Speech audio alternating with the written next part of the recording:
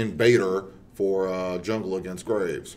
Absolutely, and with the Elise pick, that fits exactly into their strategy. With Graves needing to get right up close to deal all of his damage, Elise's ranged stun has a lot of potency not only for early game pick potential during ganks, but also for making sure that Graves can't close the distance during team fights. Lucian also amazing at skirmishing and able to pull back against a Graves who is also a relatively mobile ADC. And it looks like Final Light Gaming is kind of considering a pickish comp, going ahead and picking up that Fizz in mid. So that's, at this point, I think they probably are going to start looking for tanks, but then again, they still need to pick a support and a top laner. So we'll have to see where they decide to go with that. I haven't necessarily seen too many Fizz games in this tournament. In fact, I think this might be the first. So we'll have to see whether or not Final Light Gaming is able to use him effectively in whatever situation that is about to come up. A Nami pick there is really interesting. Usually with a 3 damage comp, you would want 2 beefy frontliners in front to take the brunt of the damage for the team. The Nami pick indicates, I'm not exactly sure how that's going to fit in that well. While Fizz does dive and is not a traditional mage, Nami at the same time isn't going to be able to absorb that damage that a regular tank would. And it seems that they're going to probably be going a very, very tanky top lane based off their ban phase, knocking out a lot of those anti-tank fighters. Right, that actually does make a lot of sense. Considering, like we said earlier, the Fiora, Camille, and Renekton are all people who have fairly strong early game potential while they're in laning phase. So, yep. We see a lock-in from the Shen, which is huge for the Legends 27. That is a very potent tank, and it is quite likely that Final Light was actually looking to grab someone along the lines of Shen for that top lane. However, in picking up the Shen themselves, they also enable the ability to fight any hyper tank top that Final Light ends up throwing up. The Echo, a great counter to Fizz, able to use his ult and Time Winder to escape from all of the damage that Echo can attempt, or that Fizz will attempt to deal when he engages off his ult. It looks like the last pick for Final Light Gaming is going to be Nautilus. So he's going to be going top. So you were talking about that earlier, about how they needed a really heavy tank to go in or to round out their team comp in the end, and it looks like they got that. Pretty much in top lane, it's going to be kind of a slap fight. Shen and Nautilus don't really do all that much damage, especially to each other. So we should kind of see them. We shouldn't necessarily see that much action up there unless someone is going up to gank, and that is quite the possibility, considering both Echo and Fizz do kind of have a high chance of roaming. Elise and Graves also typically have a chance to do some pretty significant work if they go ahead and go top to go and try and gank. For the bot lane matchup, we got Lucian and Karma versus Caitlyn and Nami. You got heavy poke lane versus a poke sustain lane. So they're kind of even. Caitlyn has a little bit of range over Lucian, but at the same time, Lucian has his mobility and his poke, along with Karma, who is going to substantially have a lot of poke in that laning situation. However, a lot of her poke is going to be a little bit negated by Nami just because she has the healing. So we'll have to see whether or not Karma's able to kind of force Nami into a position where her heals aren't going to be enough to actually keep both her and Caitlyn alive. Absolutely. One of the things that I'm noticing here is the mid lane. Echo and Fizz both are very, very bursty mid lane melee assassin types. Both of them need to get in, and Fizz needs to wait a small period of time before his massive burst can go off. Echo needs to hit 3 hits on Fizz in order for his massive burst to go off. It's honestly, mid lane is going to come down to a competition of who can execute their burst and get away before the other member does. And if Echo can consistently get that damage advantage and push Fizz out of lane, especially in the early levels, that should skyrocket him ahead as the game continues. as far as top lane goes, with the Shen's empowered autos on his Q, that will prove very effective against Nautilus and his lower damage that he has innately as a champion, meaning Shen will, as the lane continues, be able to slowly whittle down the Nautilus and carve out some pressure top lane for himself, probably in the form of a CS advantage in all likelihood. Okay, and I was about to say something about the Fizz. Also, you kind of have to worry about every champion typically has the capacity to kind of get themselves ahead by getting kills every once in a while. But every now and again, there are a few champions that no matter what you do earlier in the game, they magically end up with a substantial number of kills, and Fizz is one of those champions. So it's going to be up to the Legends 27 to like really pay attention to what Fizz is doing and where he is, because if he happens to get fed, it's not going to be like, he's going to be manageable, but he's going to be manageable in a way that if you have him in a team fight, he's probably going to kill at least 1 or 2 people before he goes down. That's not saying you can't take him down, but it's more along the lines of who's going to be going down when you're doing it. Absolutely. The shields from Karma this game are going to be a huge factor in trying to negate that Fizz burst. There is some CC on either team, but the most consistent CC lies on the side of Final Light Gaming with the Nami ult and with the Nautilus ult. Those pieces of CC are going to be absolutely massive for their team. Meanwhile, the Shen, while he has consistent CC with his taunt, and Elise does have her stun, these are far more skill shot oriented and you usually cannot get as many people with these pieces of CC, meaning they are going to have to be working extra hard in order to get that lockdown on members like that Fizz. Right. All right, so we're gonna go ahead and okay. Was worried for a second. Now, so who do you think won pick in this situation? Who won the pick phase? Overall, I would give the pick phase to...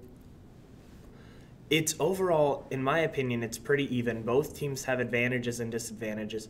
But in my opinion, I think the Legends won ever so slightly with that Shen matchup top lane, which will enable massive durability, split push, and the ability to just pick that away from the enemy team's Nautilus, making it so they're going to have to choose a far less damaging and less map presence-based champion. Okay.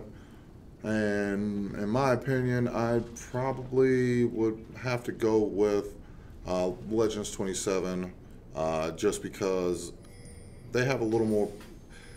Their team fight capacity, I think, is a lot higher.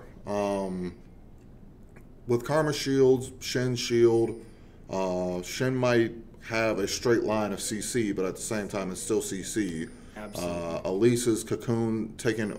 We are seeing an invade, and Spider comes out. Looks like everyone just backs away, and no one ends up getting caught, though. Yep. Because all of a sudden they knew that Legends 27 knew that people were coming, so there's no reason to stay unless you're asking to start another fight. And we've seen it in the past where invades have actually came out and ended poorly for some teams, so it's probably a good idea to have them actually all back out. But yeah, going back to what I was saying before, there's quite a bit of, like, Shen has his line of CC, Echo has his parallel convergent CC, Karma has her, if she builds the right things and she uses her empowered shield, that in itself can be CC. So there's a lot of options for the Legends 27 in terms of growth throughout the rest of this match or this game. It's just a matter of seeing whether or not they can get to that point before Fizz or Graves or Caitlyn decides to get to an impossible point.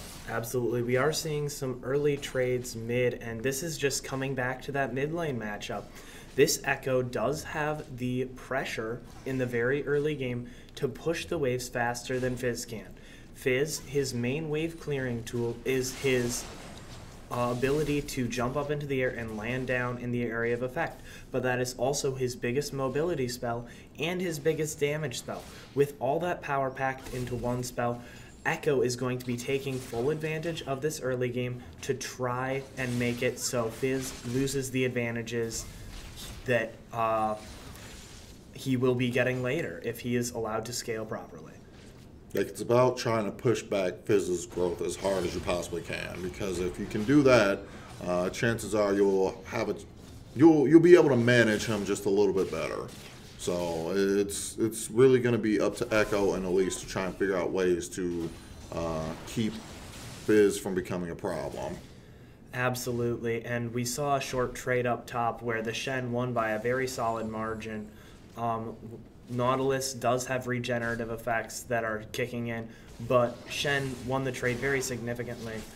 And it seems that we are seeing more trades mid, and this time Fizz coming out on top burns the Ignite, and that will be first blood for Final Light Gaming mid lane.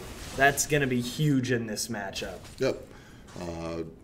Not a good thing to have a Fizz get first blood, especially in a really pressure-filled situation like this. So we're going to have to see whether or not Fizz is going to become a monster by the 10-minute mark, or whether or not it's going to be the 15-minute mark at this point.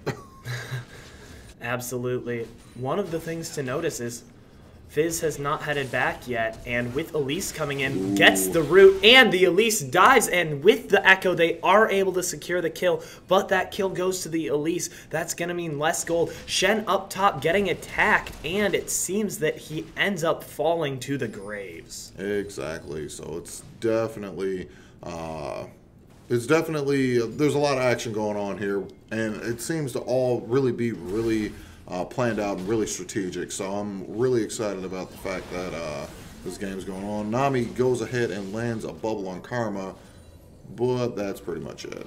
It looked like they were about to start a massive fight right there, and it looks like Graves was holding down the lane while Fizz was coming back from his premature and very fast return to base. Absolutely.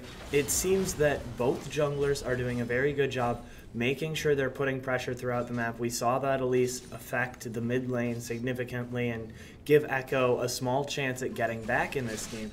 But Graves went top and got a kill for himself as well. And it's really coming down to two very powerful early game junglers and the influence they'll be able to put on the map. Right, and they're both pretty much doing really. They're both essentially going in this with the same mindset. Both of them are currently 1-0-0. Graves has a little more CS, and I'm assuming that's mainly because his clears are a little bit faster than Elise. But otherwise, that plus I'm sure he took a little bit of CS in mid while he was waiting for Fizz to get back. So, I mean, it's still a wide open game, but it's nice to see that the junglers are both taking into consideration their importance in this matchup. Yeah, one thing to notice is that the very first blood that happened this game, the Echo versus Fizz, when we go back to it, we remember that the Fizz actually got that kill all on his own without any help from his jungler. Right. Now, as a player of League of Legends, for me, when you get solo killed by your opponent in lane, that has a much different impact than getting killed when the jungler ganks, as far as your morale and how you play in lane. Right. And it looks like Graves is trying to come in, kill the Echo. Echo goes ahead and burns his flash, and he gets out of that situation. Loses the control ward, but in the end, I think I'd rather give up a control ward than completely lose a life. Absolutely, but not only did he just give up a control ward there, he also, with that Graves gank, was forced to give up the lane pressure he had that he was sitting on in mid lane. He was able to control that wave previously and get it into a better position for himself, but when that Graves came in, all that work Echo had put in gets lost. Mm-hmm. Oh, and it looks like top. There we go. Oh, and Nautilus did burn ult for that trade, but as you saw, it just doesn't do enough damage to Shen in order to have that damage stick onto him to finish him off. With Shen's mobility and his very tanky nature, even early on in